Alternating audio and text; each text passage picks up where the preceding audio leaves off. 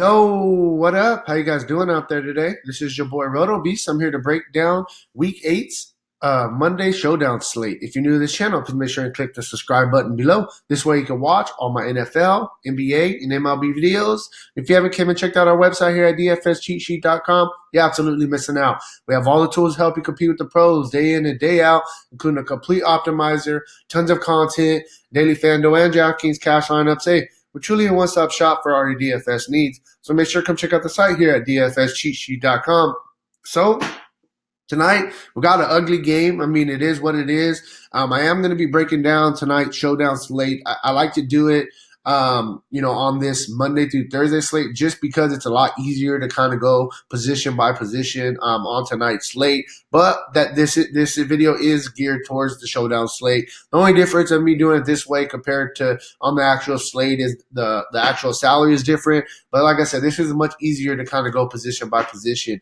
So we will start at quarterback. You got Mason Rudolph. You got Ryan Fitzpatrick. I mean, I personally don't like neither one of these guys. And if they weren't playing each other, on a regular week, I definitely wouldn't play neither one of them. But we got to we got to play somebody on this slate. Definitely. You got Mason Rudolph. He's had a decent season. He's shown a little bit of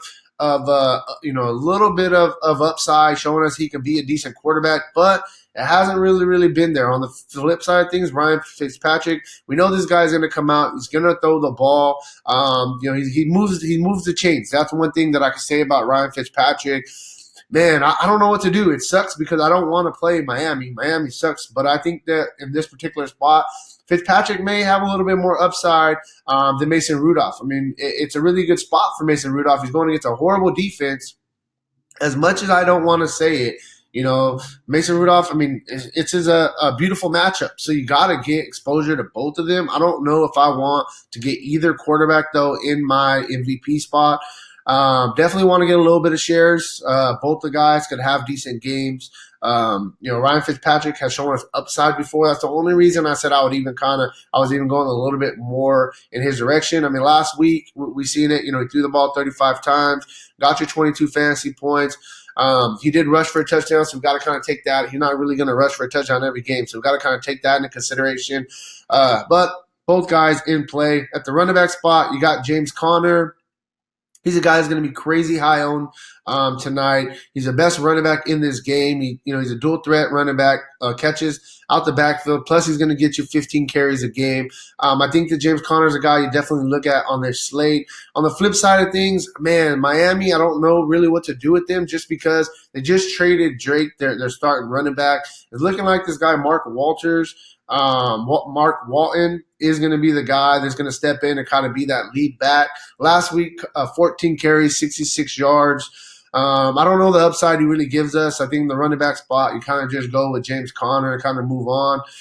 Wide receivers, Juju Smith, hasn't had that game this year, and if he's going to have a game, then I think it's possibly can be the game going against Miami, who's ranked 30th in the league in defense, 21st against the pass, 31st against the rush. Juju, like I said, if he's going to have a breakout game, I think this could be the spot for him. On the flip side, Devontae Parker, I think that he's a guy that you could possibly look at, with Ryan Fitzpatrick in there at quarterback. We know that Ryan Fitzpatrick can throw the ball around the field. Last week, Parker had 10 targets, caught 5 of them for 55 yards and a touchdown. He does have a touchdown in 3 straight games as well. So he's looking like that red zone target. We want to try to find a couple little gems to kind of, differentiate ourselves a little bit. I think you could possibly look at a guy like Preston Williams. He's probably going to be a little bit lower owned. He's got at least, 6 targets in every game but 1 this year, 8 targets last week. He's a guy that you could possibly look at, as a guy that's going to be under-owned. James Washington on the flip side, I think for Pittsburgh, he's a guy that's probably going to be under-owned. I think you could possibly look at as well. Also, this guy, Deontay Johnson, last week he kind of took a step back. He only had 2 targets, caught both of them for 14 yards.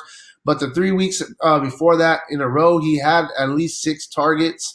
So he's a guy that nobody's really going to own that I think you could possibly look at. Already has a couple touchdowns on the season as well. Let's see. We'll move on to the tight end spot. I think that, Vance McDonald is a guy you could possibly look at on the flip side. Gesicki for Miami. He's a guy, 4 targets last week, caught all 4 of them for 41 yards. The week before, 7 targets, so he's a guy possibly in play.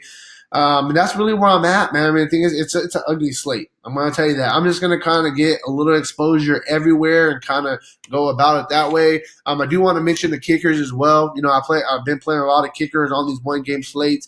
You got Chris Boswell for Pittsburgh, and then you got Jason Sanders on the flip side for Miami. I think you get some exposure to those guys as well. But what I do want to say is there is a lot of money out there on this showdown slate, and I do want to take a stab at it.